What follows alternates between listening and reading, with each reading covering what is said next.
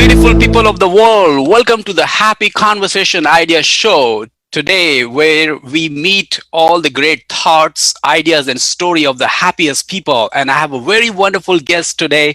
My friend name is Darren Jacklin. His profile is so big, but I will try to make it in short. But here it is how Darren Jacklin is a world-class speaker, philanthropist, real estate investor, and board of director of EXP World Holding Inc. For over 25 years, Darren Jacklin has traveled four continents and personally trained and developed over 1 million people in over 50 countries. Wow. He has mentored entrepreneurs and business owners on specific and measurable strategies. This strategy has been implemented into business to increase income, transform obstacles into cash flow, and turn passion into profit. Darren has an uncanny ability to increase wealth and success by uncovering hidden secrets, overlooked opportunity, and undervalued possibility. His talent has captured the attention of Tiger 21, family offices, royal family offices, the Wall Street Journal, Yahoo Finances, NBC TV, CBC TV, CTV, CBC, Global TV, international radio stations, magazines and newspaper, movie producer, best-selling authors, CEOs, and business experts worldwide. Darren is also featured an international celebrity in the 2015 movie, The Treasure Map. Wow, we will learn more about that too. Darren Jacklin currently sits on a paid international board of directors and advisory board of public and private company. And with this experience, he has successfully advised a small private American residential real estate companies to grow into an international recognized publicly traded company on the NASDAQ. He is also personally trained 157 Fortune 500 companies such as Microsoft, AT&T, Black & Decker, Barclay Banks, and as well as high school, college, and university students, and lastly, professional athletes. I hope a lot of athletes are watching. Passionate about making a difference in people's life. Today, Darren also contributes time to his private family foundation called Leaders Yielding to New Knowledge, and that is LY2NK, to support the creation and the site of a new sustainable high school in the slums of Kampala, Uganda, East Africa. His experience has connected him with people in more than 130 countries. Welcome, Darren Jacklin, my friend. I'm grateful to be here, Happy. Thank you so much for allowing me to contribute and make a difference in people's lives. Amazing. It's truly honor and a pleasure to have you on our show. And I can't wait to listen, and the world can't wait to listen to all your expertise, ideas, and advices which you have given to all the wonderful entrepreneurs. You have made many millionaires. I hope many more millionaires will be made today. Okay, so we have a very wonderful time today here. I think my first question to you is, please tell us about your childhood struggles and adversity and how you remained humble and happy while progressing towards success. A great question. Thank you. You know, I grew up in a middle-income family, grew up in a place called Swift Current, Saskatchewan, Canada, a city of less than 20,000 people in population. I failed grade 1 of public school and was misdiagnosed with a learning disability and a reading disability. And so I was set back in grade 1, and then it was determined that I should spend the rest of my school life in special education classes. So from grade 1 all the way through to grade 12 of public school, I attended special education. So I never went to regular normal school like the regular kids. And when I was 7 years of age, I realized I didn't fit into the academia world at a very young age. So I realized that I wanted to serve my community and solve problems. And I also wanted to be able to buy things and live life on my own terms. So I used to go out and knock on doors in my neighborhood in Swift Current, Saskatchewan. And I created my first little company at 7 years of age called Rent a Kid, where I'd go out and cut grass, I'd shovel snow in the wintertime and deliver newspapers 6 days a week. And by the time I was 9 years of age, I realized that I could be a contributor. And so I got my two best friends in my neighborhood, which we're still in contact to this day, 40 plus years later, still in contact through social media, and created this little business called Rent a Kid that served the community by solving problems and making a difference as a fair means of exchange. And so, you know, school wasn't my thing, but serving my community was my thing with my Rent a Kid business. And at that days, you know, it was something that gave me significance. It gave me a sense of contribution. And today I realize that I'm grateful for those experiences. Wow. Wonderful, wonderful. Oh, this is amazing. So how did you learn from your mistakes? Great question. To me, mistakes is just a learning feedback mechanism. So I'm always getting feedback from mistakes, right? It's like in sports, if you're playing baseball, right, and you're at the home plate and you're swinging the bat when the pitcher's pitching you the ball, you just have to keep swinging until eventually you're going to get a base hit. No different than in hockey, you're going to take shots on the net, right? So I've always learned that, you know, mistakes, adversities, failures, challenges are actually opportunities or blessings in disguise. So I love problems. I love challenges because I get really excited because I realize, guess what? It's a way to serve humanity. There's all kinds of disguises there, and we just have to mine the gold of opportunities. And guess what? We create economic development and job creations. Wonderful. So you love problems. So you're a problem solver. So that's why you a problem seeker. Yeah, I think problem seeker.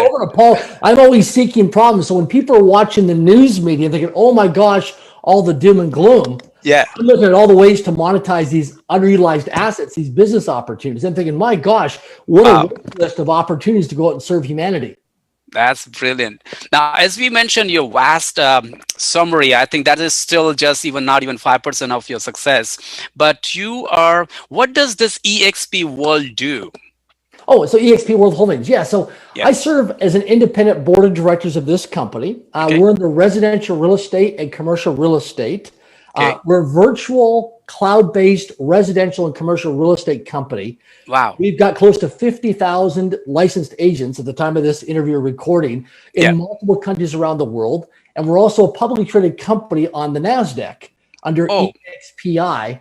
And we've just been having an incredible time as a growing and scaling company. So the best way to describe our business model or what EXP World Holdings is, or EXP Realty, is if you look at, a few years back, we had Blockbuster Video, which is a order, video store.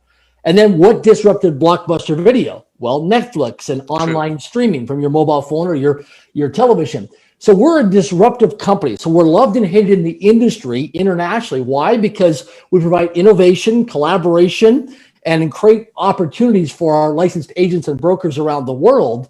But people that are stuck in the traditional generational bricks and mortar industry, it's a reset in their mindset to having to change. As we know, most people don't like change. We resist being change. And innovation disrupts that. And so we're a game changer in residential commercial real estate, and we're loved and hated for it. So I always say, in life, you get hugged and you get slugged. You get kissed and you get kicked, and you get supported and you get challenged. So it's an incredible opportunity, and encourage people to research EXP World Holdings, or just go on to Google and type in EXPI, and that will give you a good start to your research. Yeah, and wonderful. Thanks for sharing this, because I have a lot of our community members and fans and followers who are into real estate, and they would definitely get benefit out of it. And thanks for sharing this information. And I hope you can just be available for them to give the best answer if they have questions. Excellent. As I mentioned in your great vast summary, that you're also an author. And what is the most significant thing about your book, Until I Become? And, and then also, it took you almost like you've been an entrepreneur, philanthropist for over 2 decades, and it took almost like 2 decades, 20 plus years to write a book. And what's the secret? What's the story behind it? Please tell us about this book. Well, it's interesting. I have, over the last 25 years, I've had over 300, if you can imagine, this is a great challenge or problem to have. I've had over 300 book publishers, and some of them have come and gone over the last few decades because of changes in the industry. But between the 1990s, the 2000s, the 2010s, and now to this decade, I've had over 300 book publishers approach me, wanting me to write a book. Wow. And again, my backstory, growing up with a learning disability and a reading disability, I still had a limiting belief in my mindset saying, I don't want to sit down. I don't have the patient levels to sit down on a computer and type out a book. I figured if somebody wants to sit beside me on an international flight from Vancouver, Canada to Australia for that flight of time, or to Africa, they could do that. So during COVID-19, I was doing some end-of-life planning and some estate planning with my team. And I thought, I've got stacks of journals over the last several decades, because I'm obsessed with journaling every day. It's a daily discipline. It's non-negotiable every day. And I realized I've got all these journals that when I pass on, I'm going to pay it forward and pass it on to my nieces and my nephews. And I thought, why should I have to wait till I die? It could be 40, 50 years. Who knows? True. Right? Why should I wait till that time? Why don't I pay it forward? And so, I've had a lot of adversities and failures and challenges in my life. So I thought, what if I could write a book that's a practical book? Yes. That's going to give people a huge upside of return on investment of time, effort, energy, and financial resources, a monetary gain. Yes. But we don't need to read any more books. People today are drowning in knowledge, but they're starving for wisdom. They're overloaded with information today. But what if I could give somebody a practical book of step-by-steps, how-tos that a mother or father, a grandparent, a CEO, a manager, supervisor, somebody would gift it to their children or grandchildren. It would be used in colleges or universities or the prison systems or the educational systems. It would be used in regards to philanthropy or humanitarian initiatives.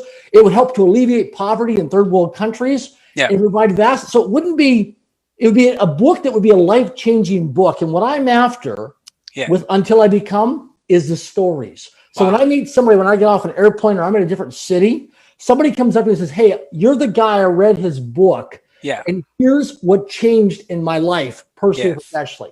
Yeah. That's the juice for me. That's what I'm after, is the experiences of collecting millions of stories around the world as a legacy for myself of how I've made a ripple of impact to transform the human spirit of humanity.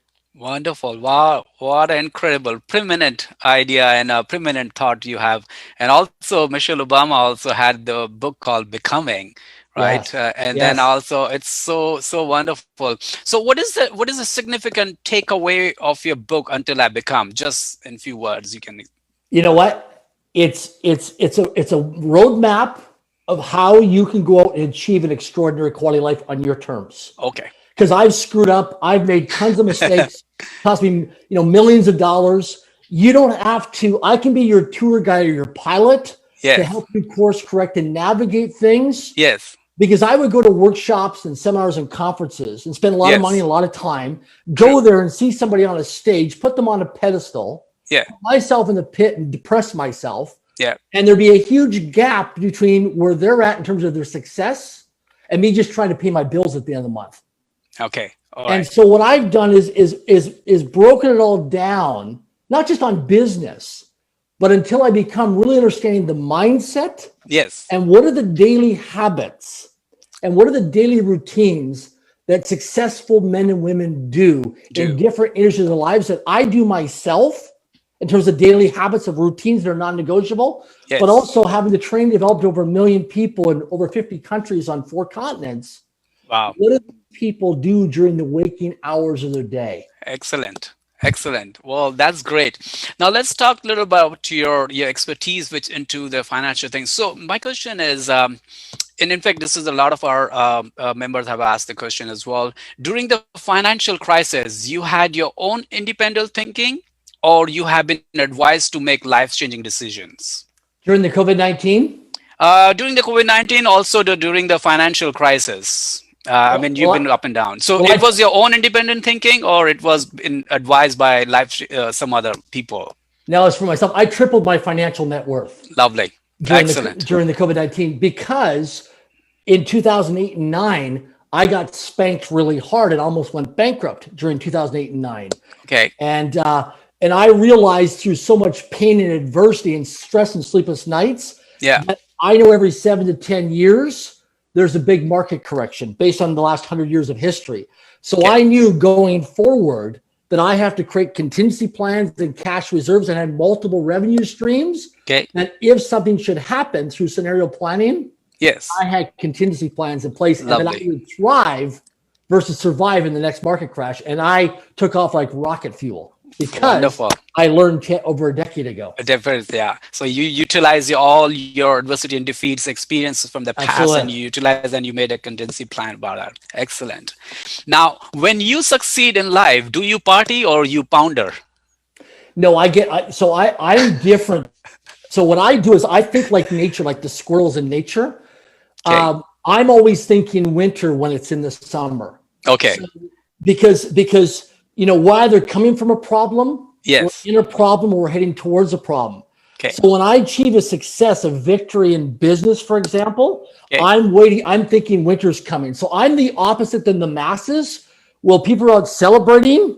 I'm Yeah. stacking cash. Yeah. I'm creating contingency plans. I'm scenario planning. I'm doing asset protection, risk mitigation, all that kind of stuff. So I do the opposite of what most people do. And Excellent. so when we are in a downturn in an external economy, I thrive. Excellent. That's why you're Darren Jacklin and your methods. Wonderful.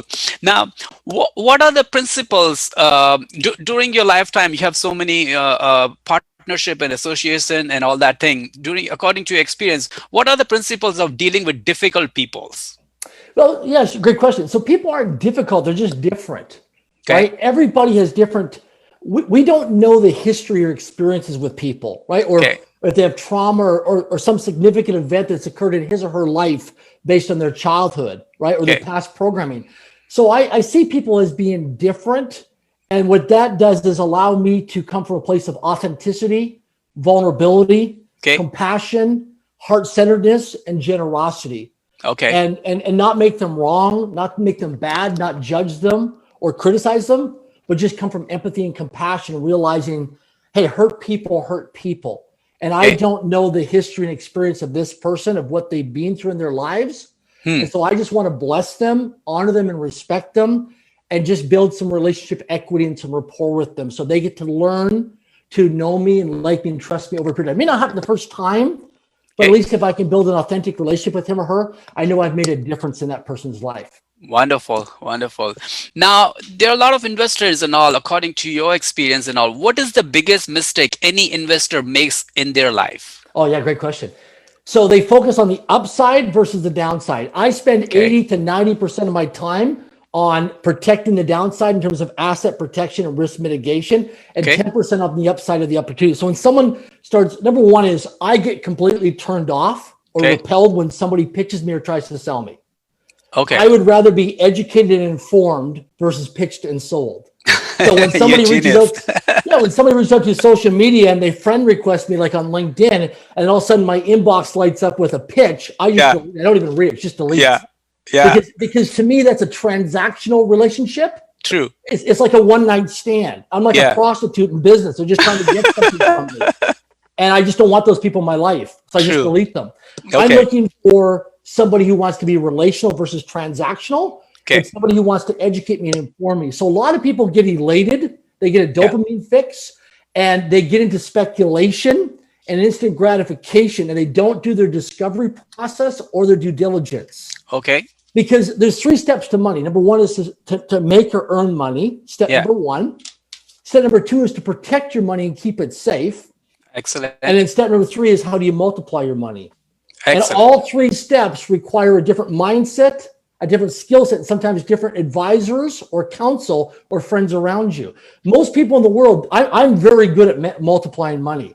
Why? Because I was once homeless, once lived on the streets, and Yeah. once ate my next meal of a garbage dumpster for a short period of time. And I also Okay. collected welfare. Yeah. So I learned how to take that welfare money and how to maximize it to get a return on investment. So we learn from our experiences in life. Expenses. Wonderful. Now, I want to touch base again, as you said that you are great into in investment and all. How someone can multiply the investments? Now, people have a lot of investment and all, but they stay there and they just remain in the same bracket and they don't grow and flourish and thrive. But what advice would you give? How to multiply your investments? Well, first of all, is getting around people, creating your environment and your inner circle of people that are skilled at that, people who play at a higher level than you. Okay. So, when the student is ready, the teachers appear. True. So what I always say, whether it's virtually or it's in person, put yourself into environments where there's high net worth or ultra high net worth people. They're all Okay. over the planet. I've been to third world countries, and I've met with integrity some of the most influential, wealthiest people or affluent people in those countries that are not corrupt people. They're integral, law-abiding, compliant citizens. And so no matter where you go in the world, here's something to understand. We don't have money problems in life. We only Yeah. have thinking problems in life. There's no lack of money. But the True. key thing is, if somebody, like, my investments are boring, like I invest in a lot of boring stuff. But the difference is that when I made my first $1 million, I sat down with one of my mentors one day who was worth Okay. about 25 million. and he owned multiple companies in real estate. And he said to me, he said, Darren, he looked at my financial net worth statement that I got certified from my accountant, so it was verification. He looked at my financial net worth statement over dinner one night. He said to me, Darren, congratulations, you're a financial net worth, you're a millionaire now, but you're flat broke. I said, what do you mean flat broke? He goes, Darren, can you go to the ATM machine, the automated teller machine right now and get me $2,000 in cash? Yes or no? I said, I can't. He said, can you get me $1,000 in cash? Yes or no? I said, I can't. He said, can you get me $500 in cash? I said, no, I can't. He said, okay, can you get me $250 in cash? I said, I can do that. He goes, you're broke. He said, Darren, here's the life lesson for you. He said, always remember this. You cannot eat your financial net worth. You can only eat cash flow. Wow. He goes, on paper, you're a millionaire, but you're flat broke and you have no liquid cash and you have no passive monthly recurring cash flow that's coming in. Okay. Well, guess what? You can impress and brag to people that you're a millionaire, but you're flat freaking broke. Wow. And that punched me in the face. And I realized, oh my gosh, I got to generate multiple revenue streams of passive recurring cash flow. Same thing with right now. I'm focused on doing acquisitions in business. Why? Yes. Because I've done a lot of startups and been partners in startups. And guess what? It's a lot of work. It's a hustle. It's a grind. True. And here's what I discovered. It's easier to buy revenue than to create revenue. I can go and get a pre-existing company where somebody wants to retire or somebody who's burnt out from running that company, but it generates positive cash flow every month. I can go to an accredited investor and say, look, here's the finances of this book, a business that's been audited by an accountant or a financial team. Here's the last 2, 3, 4, 5 years of their financial statements. This is what they're producing. This is my game plan going forward. This is my exit strategy. This is my team around me. I need to borrow X amount of dollars. And an investor's money is going to be much calmer than investing into some startup company with a lot of speculation and no promise or guarantee going forward. Excellent. Wow. Well said that. I hope this golden nuggets will be very beneficial to our audience and all. Now, as you touch base on the real estate thing and all, how to win in the real estate investing world specifically? Yeah. So well, one thing is, I'll just tell you from experience, I don't buy anything retail. Okay. Here's something to consider. As human beings, all we are is a network of conversations, right? We're just a network of conversations. So I have I use my mobile phone. I have a massive network I've built around the world, and I follow up consistently and I maintain relationship equity with those people, right? Because the fortune's in the follow-up. So I buy a lot of, I own a lot of real estate, single family homes, and I'm investing in car washes and REITs and mix and mortgages and all kinds of stuff across North America in my portfolio. And the thing is, I like tangible assets. I like something I can drive by, something I can see on Google Images or Google Earth. I like that. I don't like speculation. I don't like intangible investments because I have no control. I also like things I can put insurance on. But one of the things to consider when it comes to investing is it's not what you know, it's who you know. And it's getting people that are successful with a proven track record pending you do due diligence. You know, there's lots of gurus out there that have podcasts and do seminars and all that kind of stuff, right? They're just trying to get your money and sell a program. Okay. You gotta trust people, but verify. You know, find out when you see people that are teaching in real estate seminars, for example, or doing podcasts on real estate seminars, how long have they been in the business for? What's their track record? And what's their financial net worth? And who's in their core inner circle of their team? Very important as part of the discovery and due diligence process. Wonderful. Now, and the market is always not stable. It's always volatile, and it goes up and down and fluctuate day and night and all. So when stock market crashes, what advice do you have? Now, you being a board of director on the NASDAQ, on one of the EXP holding, and your experience, what advice would you give when the stock market crashes? Well, the key thing is don't put all your eggs in one basket, diversify your portfolio, and always have liquid cash, right? I love using real estate agents when I do business. I buy things off market, but I also have a network of real estate agents because they're in the know all the time because they're always networking, right? And so I'm grateful for that. But the key thing is don't put all your eggs in one basket because you're overexposed, right? Or you can be over leveraged and you're vulnerable, but also have cash reserves. Right? Especially in like a COVID-19 era going forward, you know, people say you got to have an emergency fund of 3 months. I say a minimum of 1 to 2 years. If you look at Apple and Microsoft, you know, they bank 2 years liquid cash to cover all their expenses and their employee expenses. So in your life, you know, have at least 12 months to 24 months of, I have that, at least of liquid cash to cover over things just in case. And yet, the money sits in a low interest account, whatever you do with that, but you have access to it within 24 to 48 hours of liquid cash. It's so important that you have cash reserves, because then it clears your mindset up so you can focus on your mission and not be distracted. Wonderful. So that's a great piece of advice. Now, sometimes when you do all this kind of activities and all, people do mistakes and all. And in your life, as you mentioned in your childhood, you've done a lot of errors and all. Now, my question is to what is the value and joy of mistakes? Now, people, when they do mistakes and error, they feel frightened, frustrated, anxiety, panic attacks, and they do all sort of things. And the extreme, even they can go and they do suicide and all. But now you've been very successful. You've been going through with all ups and downs. What is the value and joy of mistakes? Well, I'll give you an example. So I had a friend recently who tested positive for COVID-19, right? This global pandemic. He calls me up. He got a phone call from the health unit. They called him on the phone and they said that, he tested positive. And right at that moment, when the lady called him, he went into a depression. Well, I happened to talk to him just minutes after that phone call. And I asked him, I said, what are the benefits of having COVID-19? He's like, are you absolutely nuts, Darren? Like, what do you mean the benefits of having COVID-19? He goes, I got to stay at home now. I can't go out. I said, hold on a second here. Let's take out a piece of paper, draw a line down the middle. Top left-hand corner, let's write down the word benefits. Top right-hand corner, let's down the word drawbacks. And let's come up with 50 benefits and 50 drawbacks to having COVID-19. See, this is what people don't do is whenever there's a problem or a challenge or mistake or adversity in their life, people automatically go to the negative. Yeah. And they're like so depressed. I'm like, okay, great. What's the benefits of having this mistake or problem? And what's the drawbacks? Okay. So with the COVID-19 is he gets to stay home. So now he has to go online or go onto an app, which he's grateful that somebody created the app and somebody created the website. He's got to order food now to his home for the next 14 days. Yeah. So now somebody's got to deliver that food to his house. That person's going to have wear and tear on their vehicle, which means they're going to have a mechanic. They got to have insurance. They got to get fuel. So you're creating all these economic development spin-offs. So you can go through all these lists of things and realize all these benefits and all these drawbacks. So whenever I have an adversity or mistake or challenges, I take a piece of paper out. Yeah. What's the benefits? What's the drawbacks? And I get a balanced perspective of benefits and drawbacks of it. And that way I'm neutral. Wow, wonderful. What a great strategy. I hope someone can follow that and utilize that one too. Great. I usually do the same strategy when I have problem solving. So I will write down on the left-hand side all the problem. I will go into the details to the depth until the worst thing that what worst can happen. And on the right-hand side, I will write all the best solutions, what best I can do. And if I cannot do, then I can ask myself what someone else can do.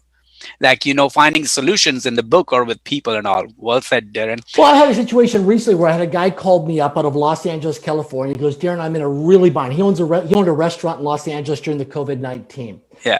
And he phones me up and he goes, man, I'm just in dire financial straits right now. I said, well, what do you mean by that? Because I want to know how much runway does he have left? I said, it's okay. So let me ask you a question. Do you own the building you're in or do you lease or rent it? He goes, I rent it. I said, great. Has the landlord called or the property manager called to come change the locks yet with the landlord or the property manager or the bailiff? He goes, no. I said, great. How many days, weeks, hours, months before that's going to happen?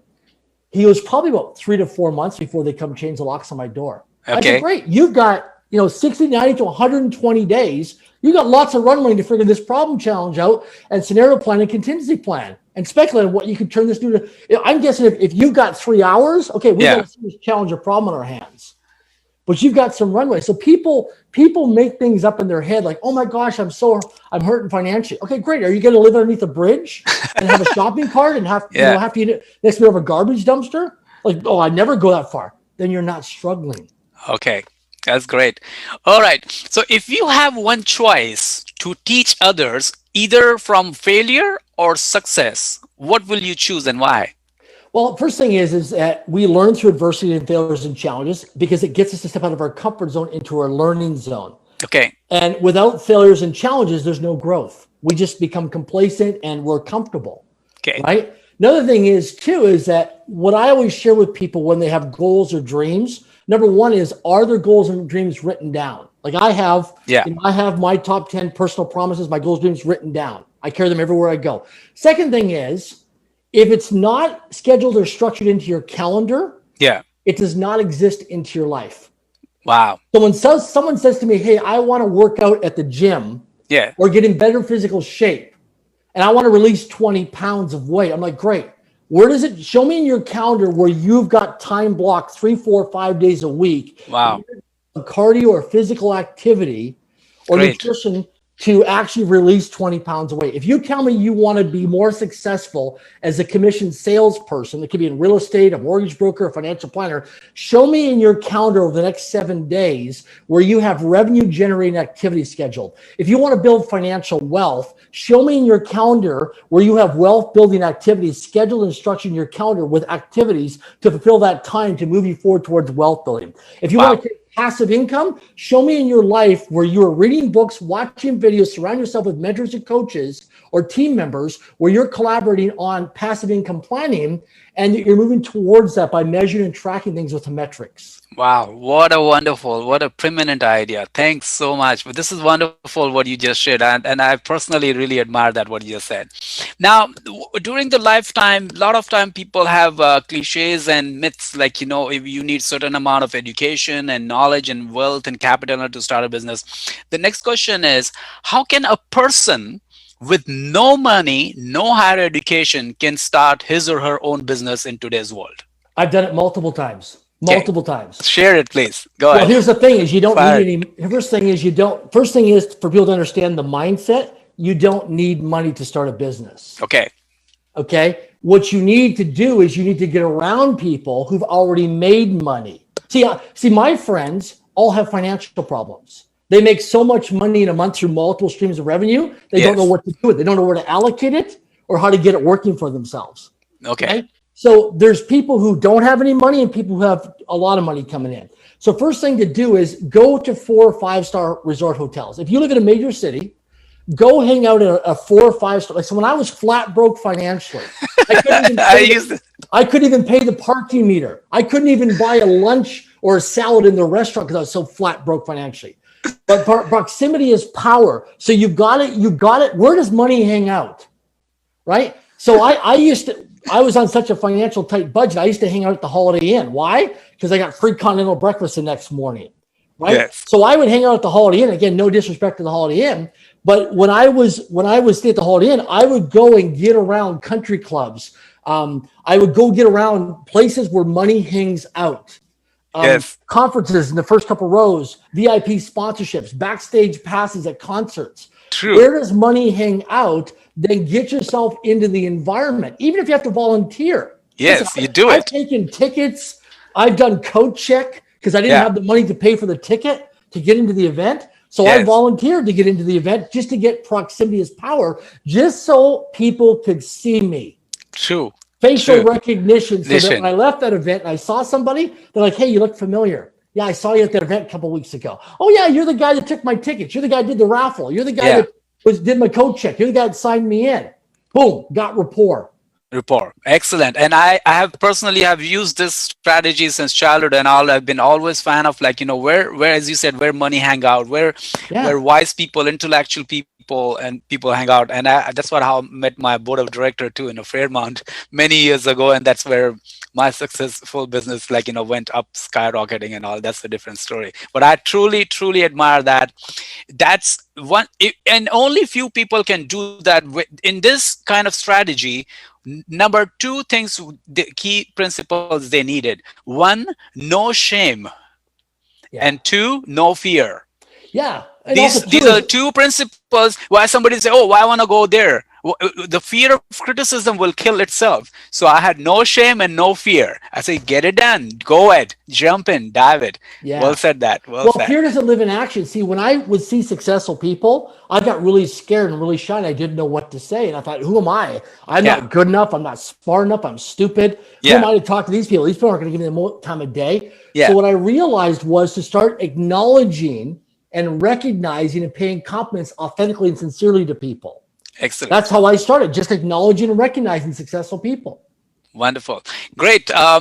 So as you mentioned about in relationship earlier that you have ups and downs with your colleagues and associates and all, and you've been a very kind and humble person about love. So this question relates to what is the power of unconditional love and what does it does to the human?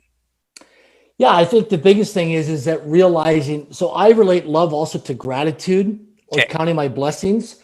So I think it's every day's a gift to have this magnificent life experience, and all we are is love. We're universally connected to everybody on the planet. true. If we're up in the International Space Station looking down on planet Earth, there's no countries, there's no continents, there's no time zones. Well said. We're all just human beings running around like avatars on the planet, breathing the same air, sleep underneath the same stars every night. And Excellent.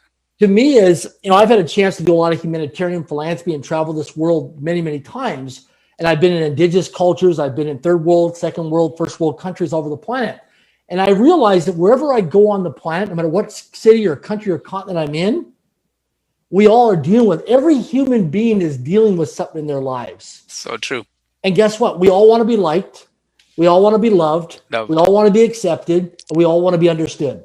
True. Very true. Well said that. And about that world, you said that from top above, you see planet Mother Earth is so important. As you can see, one of my logo on the back is the idea show with the globe.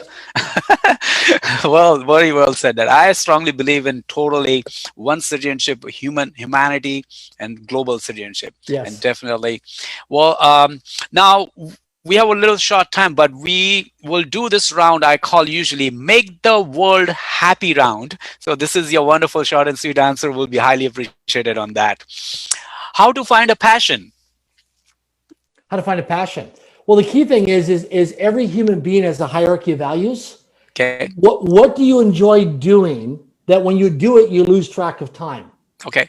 That's All your right. passion. That's a passion. No matter what it is, it could be gardening. When you're out gardening, you lose track of time. It could be playing with kids. And then think about, as you're doing that, how can you get paid to do that? Excellent. Second, would you like to hear disagreement from the smartest people or an idiot? Good question. So I've learned stuff from being with homeless people. I've learned people. So sometimes the smartest people, their ego gets in the way. And Yeah. sometimes they come from a lot of, I'm around a lot of smart people. And I've learned some of the smartest people make the dumbest decisions when it comes to finances in terms of investing. It's true. Whereas I've met people who are just hardworking people who understand hard work and effort and energy are Yeah. able to multiply money differently. So I have a mix of people. I'll give you an example. I have a good friend of mine Okay. who, if you were to meet him, you would automatically assume he's extremely negative. In fact, I have brought him to lots of dinner parties and charity events, and people have asked me in private not to bring him back anymore, to exclude him off the guest list. Because now, what does he do for a living? He actually contracts to insurance companies to underwrite mitigation of risks. Okay. So he advises insurance companies to speculate, look at all the worst possible case scenario things that can go wrong. So when he meets you and you start telling him that you're an entrepreneur, you're a business owner, he will get into an inquiry mode to start asking about questions. He'll start punching holes in your business model because that's the way his mindset is. And he'll tell you everything that's going to go wrong or is going wrong or about to go wrong in your business or company or industry. You can be an employee. You can work for the federal government. Doesn't matter. Okay. And so I love him to be part of my due diligence team because he does all this scenario plan for worst case scenario situations. He's a huge asset, whereas other people say, I don't want anything to do with the guy. So he's an absolute blessing to me, and I'm grateful to have him in my life. Excellent. Well, very well said. I like that definition, how you portrayed, because there's no such thing. Sometimes we have cliches. The smartest people will give you the best ideas, but it can come from any ordinary person to the extraordinary ideas. Okay, next. While dealing with finance, do you like to know your weaknesses or smart skills? I know my strengths, and I delegate my weaknesses. Okay. And I have people around me always showing where I'm exposed, yes, or where I have blind spots. Okay, that's great. Okay, next. What makes you happier, the intelligent part or the emotional part of your life? I would say a combination of both. I would say the intellectual, which is strategizing and planning and master planning. Okay. And then the emotional side is generosity and contribution and philanthropy. Wonderful. Great answer. Okay, when problem occurs, do you diagnose the root causes or you escape from the problem to develop more strength? Great question. I would say I hit it head on. I'm like a firefighter or like a first responder. I run into the burning building versus everybody's running out of the building. So whenever there's a problem, I'm like a dog on a bone going at it because I'm looking at what's the blessing in disguise. How can I monetize this? How can I turn this crisis into an opportunity? So I Excellent. will look at the problem or challenge, Yeah. and then I will look at ways to turn that into an opportunity and how many ways I can do it, and then how can I leverage it. And then if I need to have a team, who can I put into the team to actually facilitate that to move forward to get it to grow and scale it? Excellent. Okay, next. Who is the true teacher, the failure or the success? The failure. Okay, all right. I'll give you an example. Okay, please. I was on an airplane one time, flying from New York to San Francisco on United Airlines. Guy sat beside me, been married and divorced 9 times. Oh, what? Been married and divorced 9 times.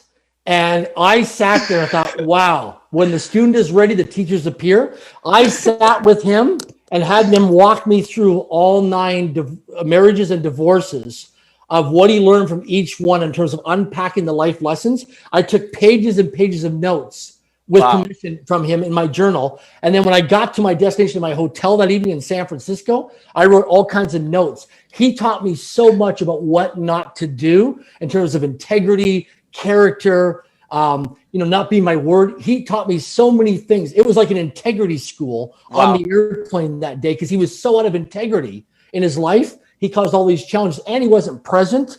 And just so many things, so many just golden nuggets that I learned. So he was an absolute blessing that so many people can learn from. Same thing too, when one of my good mentors, he's passed away now, but he became a billionaire and then he lost it.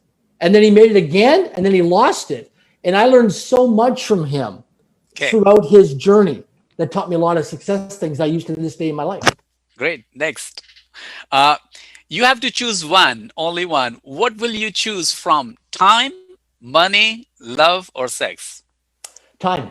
All right, great. Because time, you can always get all the other things. You can't get more time. Okay. All right. Next. What is the best advice you have ever received? Never assume you're not being observed. Number one. Second thing is, without integrity, nothing works. Excellent. Another thing is, time will either promote you or time will expose you.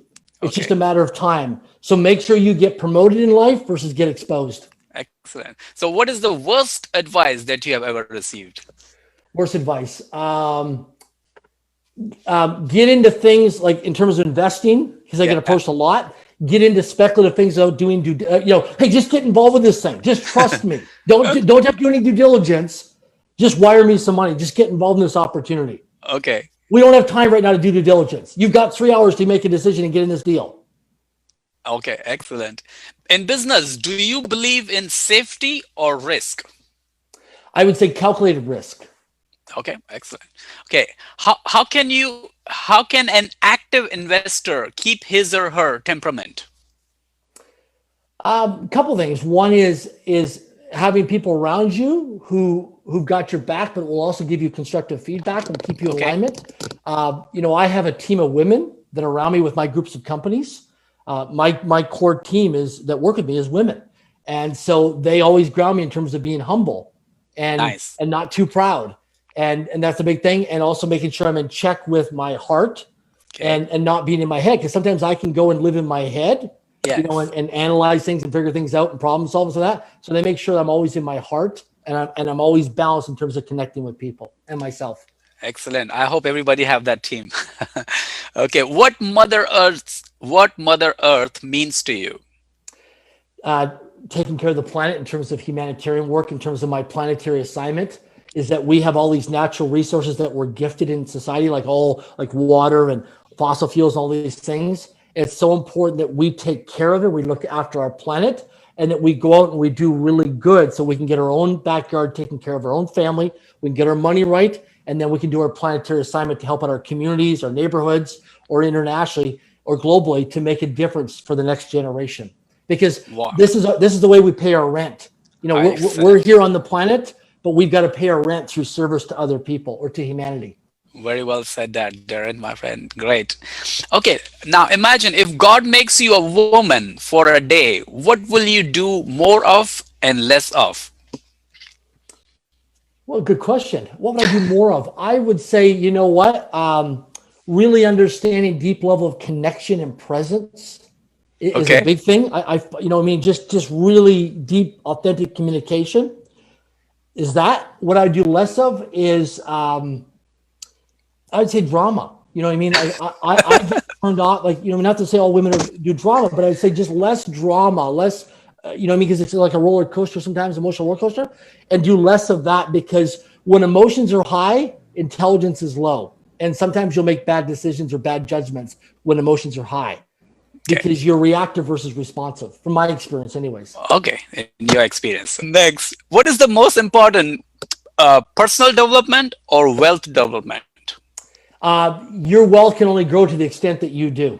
So personal development, That's right? plus. Because you can grow wealth and then you can also lose it and self-sabotage because you have a fear of success. Yeah. Or you have a fear of maintaining that standard or level. Yes. So personal development, you only grow to the extent that your wealth. So as the more you grow, the more your wealth will grow, but you have to grow you first. Excellent. So invest personal in you. development, that's the backbone and key. Wonderful.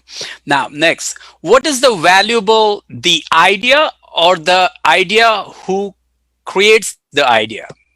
Say it again. Okay, what is more valuable, the idea or the idea, the one who creates? So the person who creates the idea, if he or Yeah. she has their paperwork and documentation all in place, then they can get credit for that. And if they're going to turn into a business, that they get compensation for that, Okay. right?